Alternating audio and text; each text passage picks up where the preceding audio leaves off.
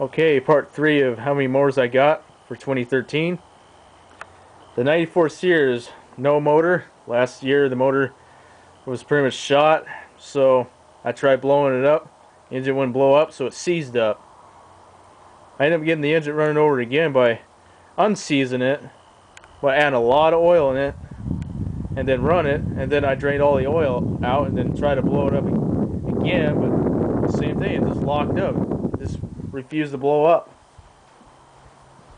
But I got a plan. I'm going to put the engine that's off of the 99 Murray and put it in this. And then the motor's going to go bye-bye. I'm going to give it to a relative. Kind of sucks getting rid of it, but can't keep everything forever. I remember getting this before I graduated and swapped the motors myself. But I'm going to do it again. I'll put another motor on here again. That's going to be fun. So, hope I get to it soon, but I've been pretty swamped recently. The 77 Snapper. I know there's not much action getting out of that thing.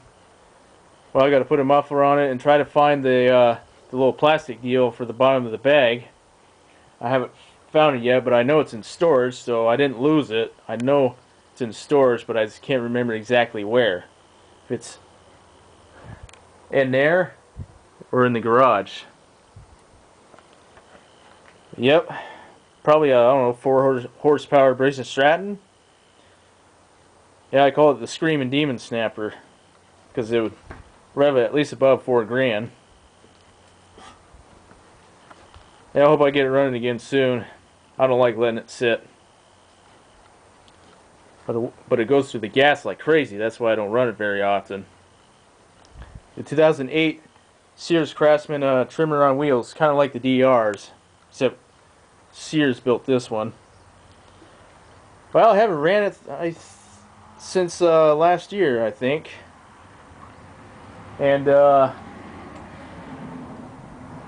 course I ran it till the gas tank went dry because I didn't want the carburetor to get screwed up due to the ethanol, or else I could have put stabilizer in there.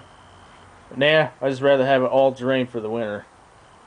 Guarantee it'll fire right up, no problem, as soon as I put gas in it.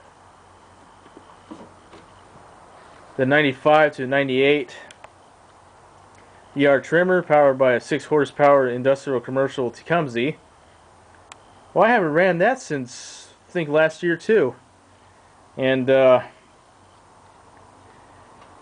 I thought it was a 99 back in 2011, but it's a little older than that. It's probably a 96, 95, 96, or maybe 97. My grandpa bought that brand new back in the 90s. Probably a 96 or a 97. The last time I ran it, it ran great. My 97 to 2002 Sears Craftsman chipper. It's kind of, part of it's under that tarp. Well, the motor is exposed right down in there. I don't know if you can see it. But I fired it up earlier. Haven't ran it since January. Still has the gas in it. But lucky it's non-ethanol. And I can tell it's non-ethanol because it fired up on the first pull. That's right, the first pull. And it's a Tecumseh. Usually Briggs & Stratton start on the first pull. But nope. Gonna have to give this Tecumseh engine credit because it fired up no problem for me. I'm glad it's running though. You never know when I'm gonna need it. Even though I don't run it very often. The 1982 Sensation push mower. I tried to get it running again, and then it stalled in the garage because it lost its spark again, and I know why, because this thing's got points. And it had oil on the top. It was like that when I got it, and I didn't overfill it either. Oil must have got spilled in there, or the seal could be bad. It's probably what it is a bad seal, but I hope that ain't the case, but you never know. But man, the way how the handle looks like it's something from the 60s, but nope.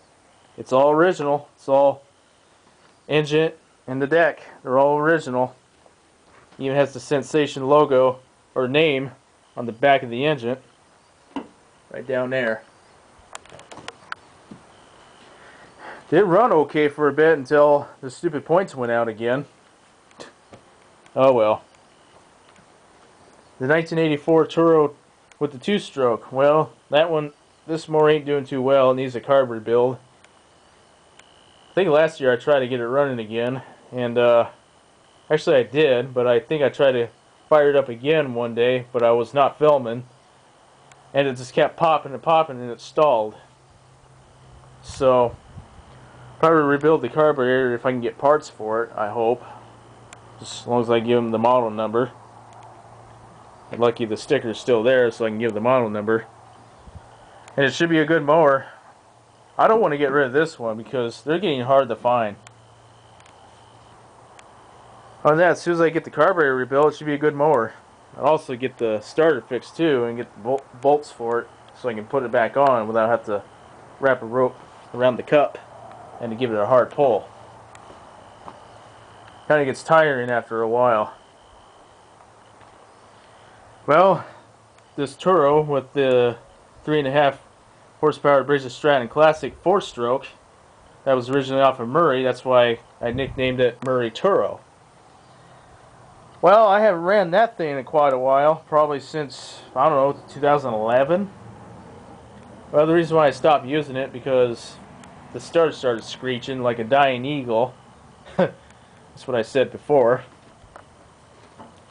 Yeah, I just gotta take the ratchet off and oil it with tranny fluid. I did that before and it works. Worked for me.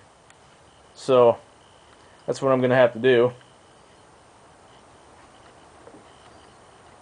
The Long Boy, haven't ran that since last year.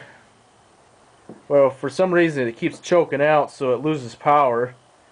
It's probably the air filter. I probably added a little too much oil in it, so it's kind of choking it out. Because when I took the air filter off, it started to gain more power and smoke less. Other than that, it still runs. So, hoping I can fix that problem so I can run that more often. My 91 to a 95 Murray push mower with the 94 Briggs & Stratton ran good there. See, about almost 2 months ago. I haven't ran it since then. That's pretty crazy. Yeah, either late March or early April. Probably late March was the last time I ran it. Yeah, I'm going to have to put a little bit of fresh gas in here because it's got part non-ethanol and part ethanol gas. And the ethanol gas was kind of cloudy, so that means it's not going to start up right away or not start up at all. Other than that, it ran good. My second 1993 Sears, still need to do some work to it. I need to get a muffler on it and put a belt on. And other than that, this thing should ready to rock and roll.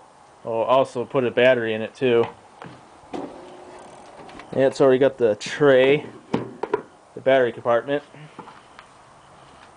So I got to get a battery with a positive right here on the left and the ground, negative on the right.